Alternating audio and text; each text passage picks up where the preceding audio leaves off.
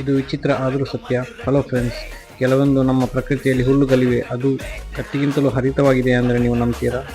ಹೌದು, ಇದೊಂದು ಹುಲ್ಲು ವಿಚಿತ್ರವಾಗಿದ್ದರೂ ಇದು ಕತ್ತಿಗಿಂತ ತುಂಬ ಶಾರ್ಪ್ ಆಗಿದೆ.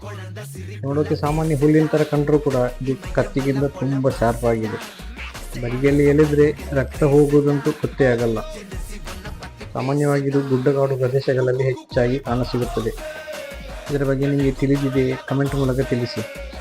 ಕೇವಲ 1-2 ಫೀಟ್ ಉದ್ದ ಬೆಳೆಯುವ ಈ ಒಂದು ಹುಲ್ಲನ್ನು ಯಾವುದೇ ರೀತಿಯ ಹಸುಗಳು ತಿನ್ನುವುದಿಲ್ಲ. ಯಾಕೆ ಅಂತ ಹೇಳಿದರೆ ಇದರ ಎಲೆಗಳು ಹರಿತವಾಗಿದೆ ಮತ್ತು ಗಡುಸಾಗಿದೆ.